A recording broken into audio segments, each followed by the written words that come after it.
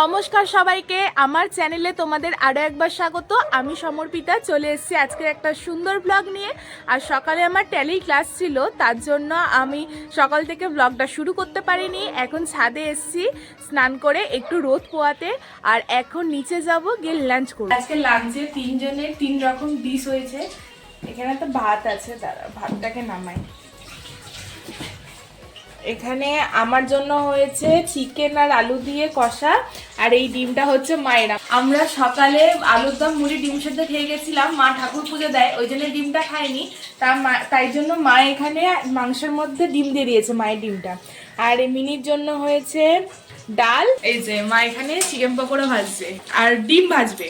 আমার জন্য হয়েছে চিকেন আলু দিয়ে ঝোল, মায়ের হয়েছে ডিম আলু কষা, আর মিনির জন্য হয়েছে ডাল, চিকেন পকোড়া আর ডিম ভাজা। এতক্ষণ হাঁটলাম, এখন সন্ধ্যা হয়ে গেছে। আজকে পুরো টানা 2 ঘন্টা হেঁটেছি, মাঝখানে কোনো রেস্টে নিইনি। এখন সন্ধ্যে দেবো, দিয়ে রেডি হব, কালকে শনিবারের ফুল আনতে যাব।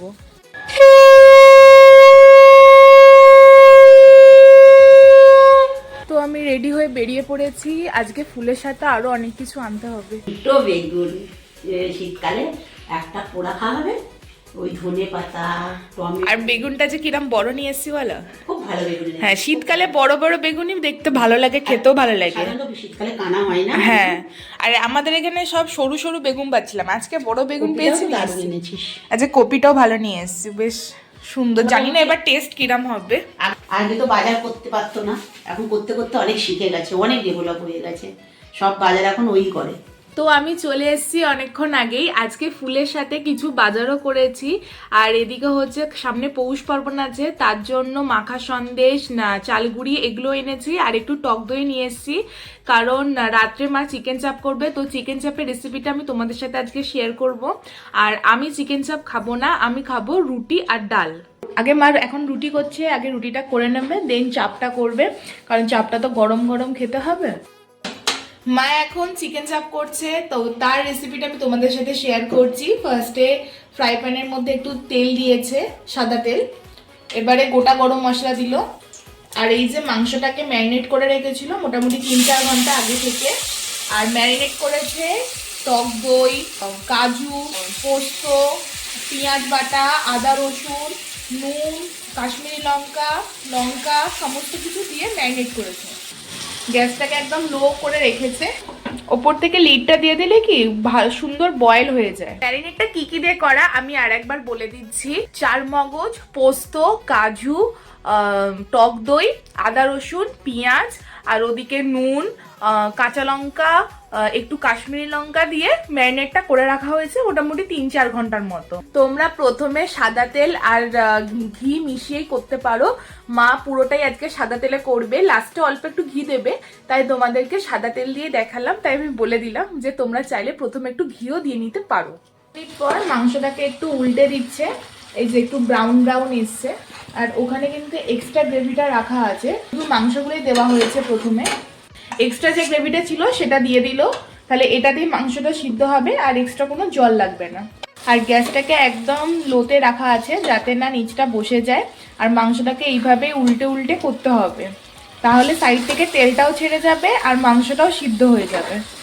যখন হাফ বয়েল হয়ে যাবে তখন একটু জলের সাথে মিশিয়ে তোমরা গোলাপ জল আর কেওড়া জল দিয়ে দিও, আর এটা অবশ্যই তোমরা যেরকম ফ্লেভার ভালোবাসো সেরকম পরিমাণ অনুযায়ী দেবে। আর শেষে চলে যাচ্ছে ঘি। যেরকম বললাম, ঘিটা তোমরা ফার্স্টে শেষে দুটোতেই ইউজ করতে পারো, আর যদি চাও যে ঘিটা অ্যাভয়েড করবো তাহলে তোমরা পুরোটাই সাদা তেলে করো, লাস্টে একটু ঘি দিও। টেস্টের খুব একটা আকাশ পাতাল লাগে না, অবশ্যই ফার্স্টে পুরোটাই যদি ঘিতে হয় সেটা একটা আলাদা টেস্ট হবেই। যাই হোক, আর আমি তো খাবো না, ওরা খাবে, তো ওরা খেয়ে আজকে তোমাদের সাথে রিভিউটা শেয়ার করবে যে কেমন হয়েছে চিকেন চাপ। আর এটা খুব ঘরোয়া পদ্ধতি, মানে খুবই সামান্য মশলাপাতি লাগে, যেগুলো আমাদের ঘরে সবার ঘরেই থাকে এই মশলাগুলো। আর যদি কখনো চিকেন খেতে খেতে তোমরা বোর হয়ে যাও তাহলে তোমরা এই রেসিপিটা ট্রাই করতে পারো। রুটির সাথে বেশি ভালো লাগে আমার মনে হয়, পরোটার সাথেও ভালো লাগে।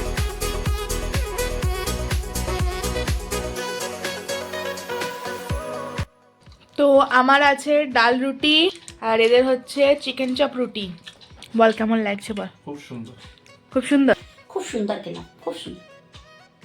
তো আজকে সারাদিন হেলদি খাবারই খেয়েছি আর প্রচুর প্রচুর জলও খেয়েছি, ওয়ার্কআউট করেছি, হেঁটেছি। তো এইভাবেই আমাকে কন্টিনিউ করে যেতে হবে।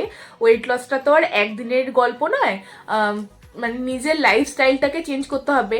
হয়তো 6 মাস পর বা 3 মাস পর হয়তো ওয়েটটা লস হয়ে যাবে, কিন্তু নিজের লাইফস্টাইল না চেঞ্জ করলে ওয়েট আবার গেনও হবে। যাই হোক, তো এইভাবে দিনের পর দিন এগোতে হবে।